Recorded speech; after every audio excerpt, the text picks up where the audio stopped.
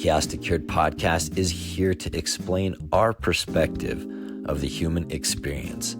We hope it leads to questions, learning, wisdom, and knowledge.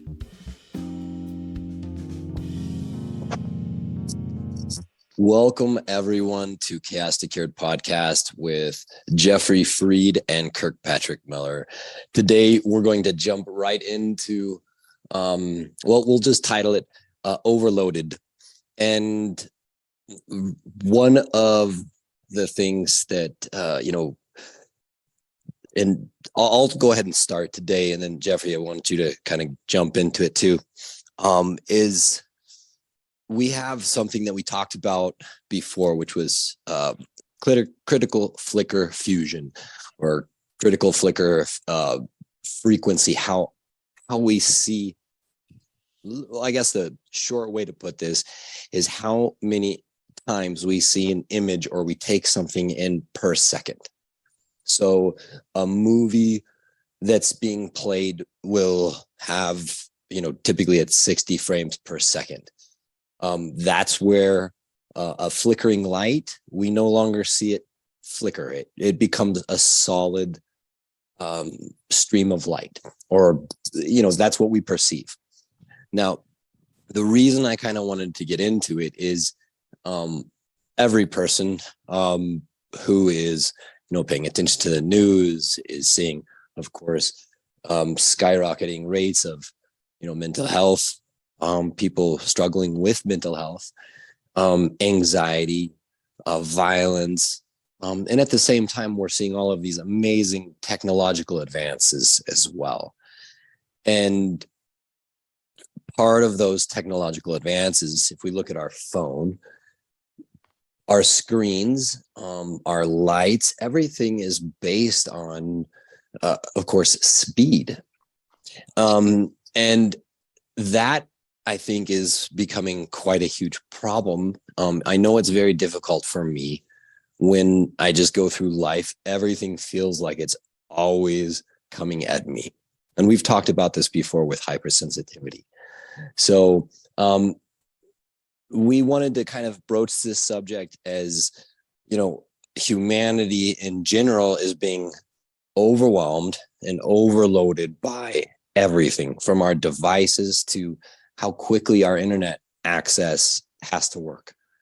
Anything that delays us or slows us down is looked at as a negative. Our cars have to be faster. Our emails have to respond right away. People that hop on social media, whether it's Twitter, Instagram, or something else, it has to be quick. How fast can I turn on my phone? I mean, we don't even have the patience to dial anymore. So our world is changing around us, and it's something I feel is pushing up our critical flicker frequency, or our critical flicker fusion frequency, and it's actually causing anxiety. It's causing anger. I was going to say, we should avoid the subject, but there's like always a different shooting. There's like two. I don't even have to mention the date or what they were because they're so common. So that's the problem, or at least, something that I see as a really important, valuable thing to assess. And we did talk about in a previous podcast time and how important time is in relationship to anxiety and mental health as a valuable variable. So that's kind of the encapsulated idea.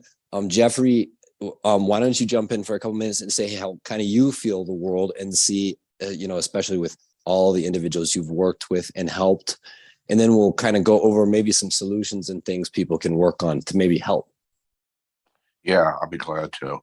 One of the things I've noticed is everybody's brains respond to this fast world.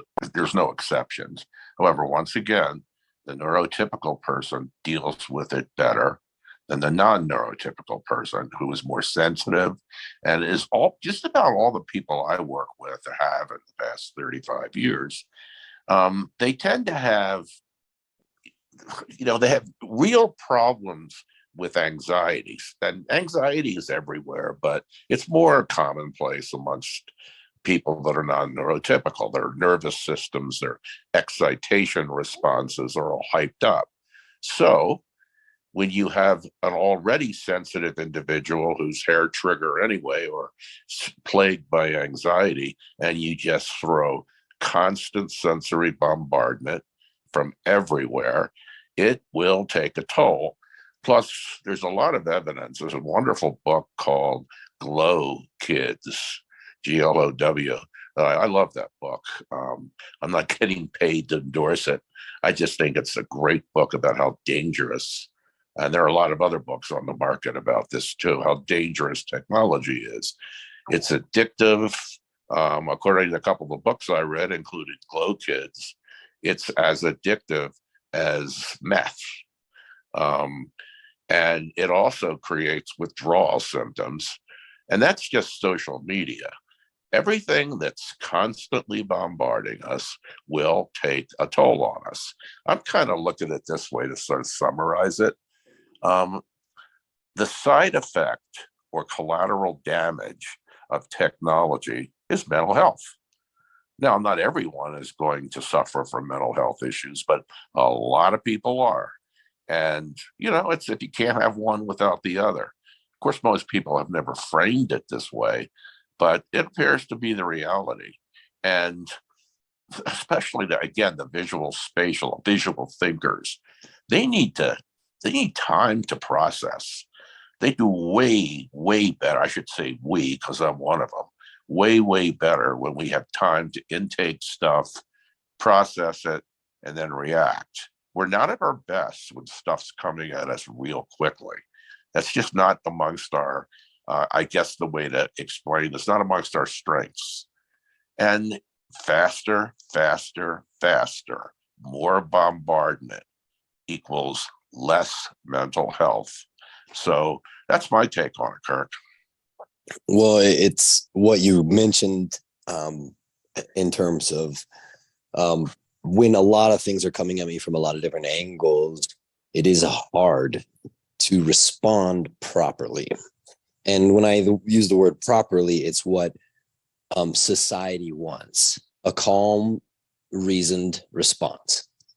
And that's one of the things I see, especially with, some of the individuals I work with that are really extreme on this spectrum.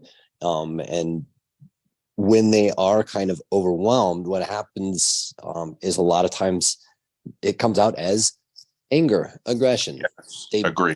They snap. And I was researching the critical flicker fusion frequency. And I know that's a mouthful for everyone, CFF for short.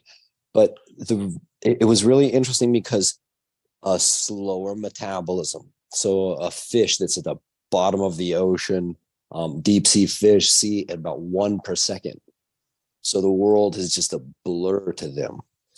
And then you have, on the other extreme, you have the housefly, which is at 250 frames per second. Humans come in at 60 frames per second. Now, our TVs and devices are now going above. Some of the new Xbox and PlayStation games are actually rendering at 120 frames per second. Now, the idea is that, of course, it's going to be smoother to our eyes, which it is. It's double the frame rate we can see it at. However, knowing what we know about the brain now and how our brain is plastic, we can consistently change it. It makes me wonder if this consistent, of course, uptick in terms of speed and processing is forcing more individuals to, again, process the information the way they do, which is often picture-oriented, pattern-based, non-sequential, non-linear. Pretty much everyone would describe ADHD, bipolar, OCD, even people that have been depressed, I've heard describe things like this, where the whole world, again, slows down. Depression right there is another thing. it was very interesting because the metabolism, the body, the mind were all kind of linked in. So they use this to assess physical features. My interest was in how we perceive time. And I thought the most interesting thing, and that's why I want to get to maybe some solutions that we can maybe offer to people, is the desire right now is for everyone to speed it up. If you're an athlete, a higher CFF is going to be to your advantage. If you're a prey, it's your advantage. But it can change under duress. So in a physical altercation, your CFF is going to go up. It's going to change based on those things. I couldn't find a single search on how you could slow it down. And so that would be, again, would you say, kind of how we spoke about time before, do you feel like if we were able to actually work on slowing that down, it would help and benefit people? Yeah, of course it would. People do that when they meditate. Everybody seems to be doing yoga and meditation, and that's a good thing. That's basically the cure. Slow it down, use reason, breathe. I mean, if these things come at us so fast, we don't even have time to breathe. A lot of us breathe quickly and shallowly, if that's a word, more shallow. And that makes everything worse too. You don't get the blood flow to the brain when you need it. So it's almost like we're always being hunted. We're always prey, P-R-E-Y. And that's not good for us. It forms, it creates cortisol and adrenaline rushes, and a lot of us can't get rid of it and calm down. It just stays there all the time. And that's, of course, the main cause of sleep disorders too. We're always wired, afraid to slow down. If we slow down, we reason we're going to miss something or something's going to come at us. We've got to keep moving quickly. So, of course, the cure is to do the opposite. Yoga, nice, slow stretches, meditation. Of course, a social media break would be wonderful. A lot of parents, this big movement where parents are just not even exposing their children to TV or social media until they're much older. Of course, that's only a segment of the population. The average parent doesn't even have time for that or can't afford to spend time on that. So what happens is social media becomes and TV becomes a babysitter. Dangerous, really dangerous. So anything you can do to slow things down at least a few times a day will help. And that's essentially the cure. Back to you. Well, I can't, I really loved what you said in terms of feeling like we are hunted. I feel like most people that walk around life, including myself, always feel pressure, whether that's financial, whether that's from like making sure we live up to what we want to be for our parents, for our, siblings, our loved ones. We tend to put a ton of pressure on ourselves to succeed. And of course, all of the individuals you and I both work with are high achieving in terms of what they desire. What it actually happens is going to be different for every single person. But in terms of the desire to be the best, we all want that. I don't think there's anyone out there that doesn't. I was trying to think of ways, and you mentioned meditation.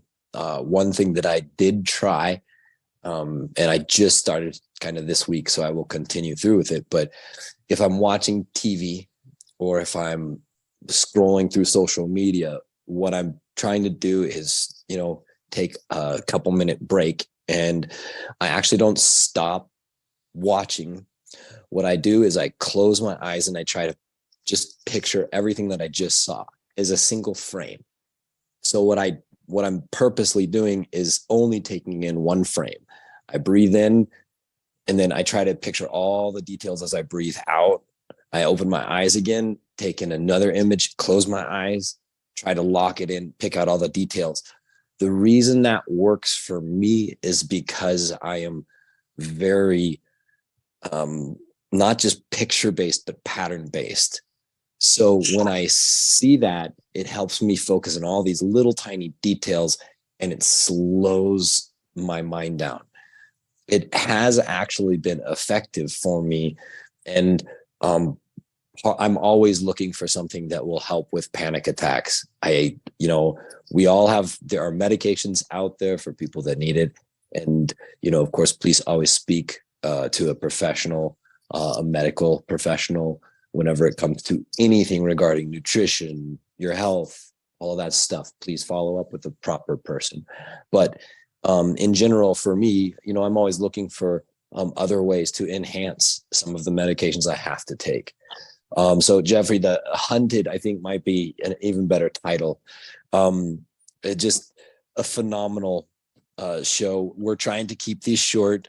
Please, everyone that has given us feedback, we really appreciate it, and we'll continue to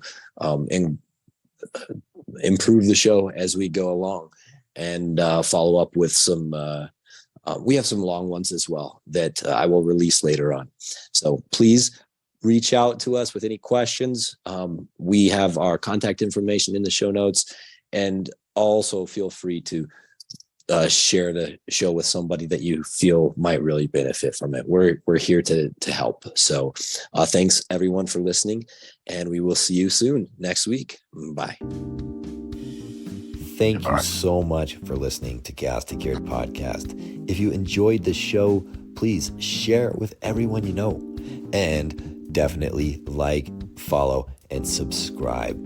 Certainly leave a comment if you'd like. Let us know what you'd like us to talk about the next time. Also, in our show notes, there should be direct links where you can follow us on our social media, as well as reach out to us directly. Thanks again, and have a great day. The views, thoughts, and opinions expressed on Chaos2Cured podcast are the speaker's own. All discussion is based on our own experiences. We do not and cannot guarantee the accuracy or completeness of any information. Chaos2Cured podcast cannot give medical or health advice.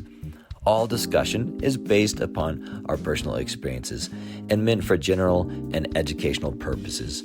This podcast is not a substitute for professional help or for diagnostic purposes for yourself or another. Chaos2Cured podcast always encourages you to consult an appropriate professional.